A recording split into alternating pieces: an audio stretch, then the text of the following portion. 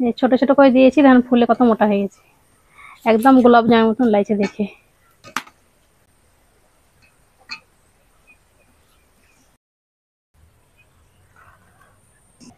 এই যে দেখেন ফুলরিগুলো কত সুন্দর হয়েছে, কালারটা দেখেন কত সুন্দর, আর একেবারে নরম তুলতুলে। সব ফুলরিগুলো খুব সুন্দর হয়েছে।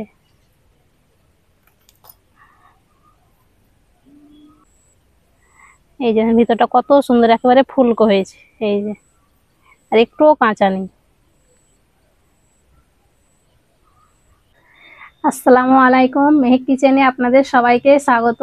আজকে আমি পাকা তালের রস দিয়ে দারুণ মজার ফুলরি বানিয়ে দেখাবো। আর ফুলরিটা একবার বানিয়ে অনেকক্ষণ পর্যন্ত নরম তুলতুলে থাকবে, মুখে দেওয়া মাত্রই মিলিয়ে যাবে। বানানো খুবই সহজ, দেখলে পরে আপনারাও বানিয়ে নিতে পারবেন। আসুন তাহলে দেখে নেন আমি কিভাবে তালের ফুলরিটা বানাচ্ছি। তালের ফুলরি বানানোর জন্য এইখানে আমি তালের রস নিয়েছি, এখানে আমি 3 কাপ পরিমাণ নিয়েছি, আপনারা চাইলে কম বেশি করে নিতে পারেন।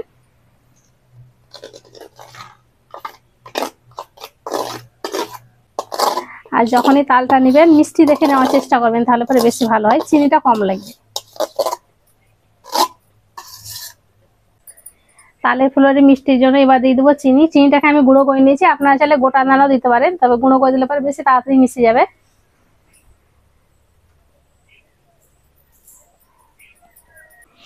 মিষ্টিটা আপনারা চাইলে কম বেশি করে নিতে পারেন। এবার অল্প একটু লবণ দিয়ে দিচ্ছি।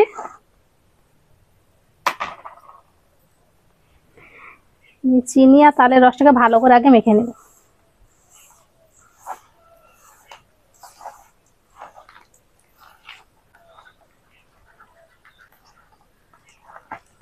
চিনি আর তালের রসটাকে ভালো করে মেখে নিয়েছি।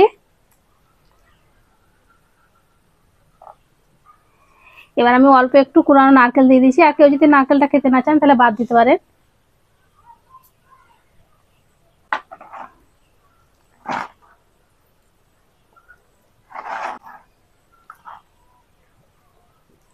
আর অল্প অল্প ময়দা দিয়ে মেখে নিব। প্রথমে অল্প দিয়ে দিচ্ছি।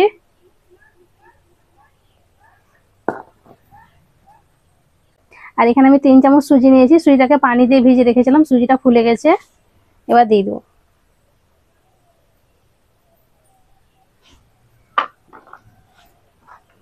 একটু সুজি দিয়েছি, তাহলে তালের ফুলরিটা একটু মুচমুচে হবে। আর সুজি যদি না থাকে তাহলে চালের আটা দিয়ে দিবেন, তাহলে পরেও হবে।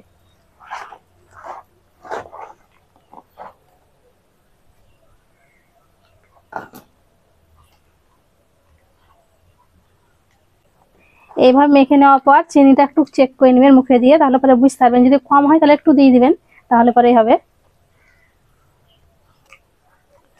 আমি এখানে ময়দা দিয়ে মেখে নিয়েছি, আপনারা চাইলে গমের আটাটাও দিতে পারেন, ওটা দিয়েও কিন্তু খুবই সুন্দর হয়, একেবারে নরম তুলতুলে হবে।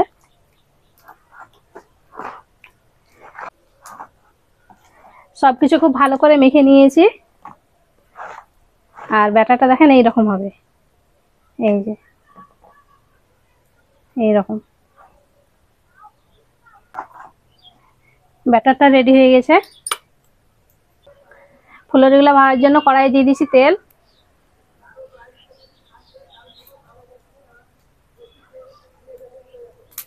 তেলটাকে মিডিয়াম করে গরম করে নিই। তেলটাকে আমি মিডিয়াম করে গরম করে নিয়েছি। এবার এইভাবে করে গোল গোল করে দিয়ে দেবো।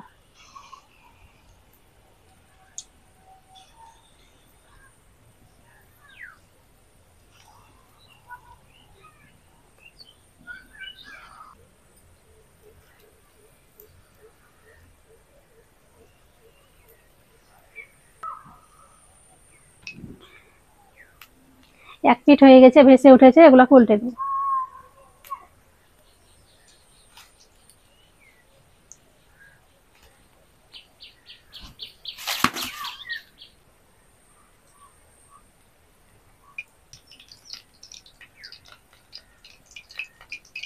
তালের ফুলরিগুলোকে আমি উল্টে পাল্টে গোল্ডেন ব্রাউন করে ভেজে নিব, তবে মিডিয়াম আঁচে ভেজে নিতে হবে। খুব বেশি যদি জোরে জাল দেওয়া হয় তাহলে ফুলরিগুলো ভিতরে কাঁচা থেকে যাবে, তখন কিন্তু ভালো লাগবে না। আর এই ফুলরিগুলো ভাজতে প্রায় 7 থেকে 8 মিনিট মতন টাইম লাগবে। ছোট ছোট করে দিয়েছি, দেখুন ফুলে কত মোটা হয়ে গেছে, একদম গোলাপ জামের মতন লাগছে দেখে।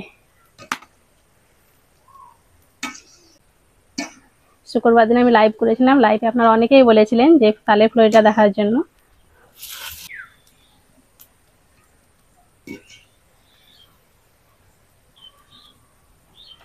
তালের ফুলরিগুলো দেখতেই ভালো লাগছে, মনে হচ্ছে দেখে গোলাপ জামুন মিষ্টি। তালের ফুলরিগুলোকে উল্টে পাল্টে গোল্ডেন ব্রাউন করে ভেজে নিয়েছি। এই যে দেখেন, এইরকম করে ভেজে নিতে হবে।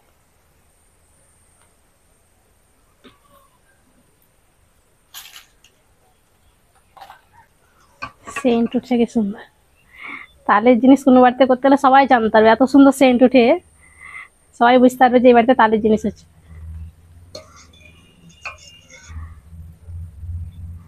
আর একবারে অনেকগুলাই ভেজে নেওয়া যায়।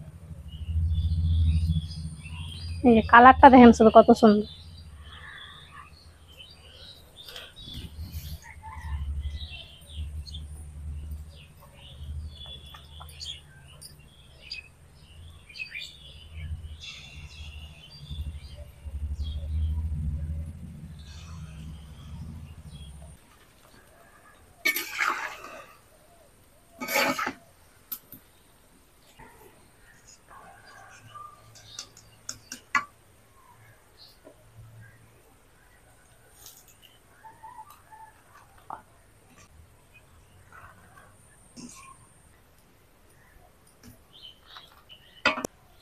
সব ফুলরিগুলা ভেজে নিয়েছি,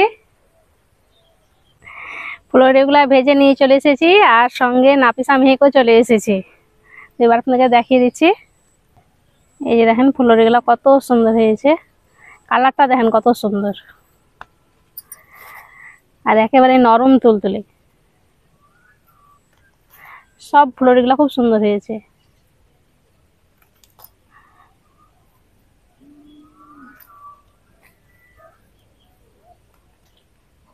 ওপরটা মুচমুচে হয়, ভিতরটা সফট। একটা ভেঙে দেখাচ্ছি। এই যে ভিতরটা কত সুন্দর, একেবারে ফুলকো হয়েছে। এই যে, আর একটুও কাঁচা নেই।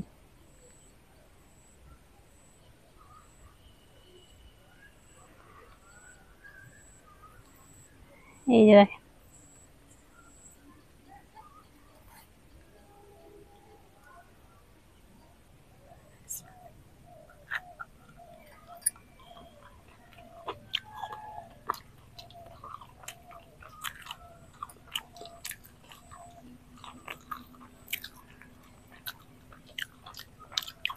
পাকা তালের ফুলরিটা খেতে দারুণ হয়েছে, আর এত সুন্দর হয়েছে। ওপরটা মুচমুচে আর ভিতরটা একেবারে সফট, নরম তুলতুলে।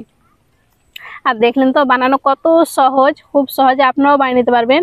আর এটা একবার বানিয়ে 2-3 দিন পর্যন্ত রেখে খেতে পারবেন, সহজে শক্ত হয়ে যাবে না, আর ভালোও থাকবে। আশা করছি আজকের এই পাকা তালের ফুলরি রেসিপিটি আপনাদের অনেক ভালো লেগেছে।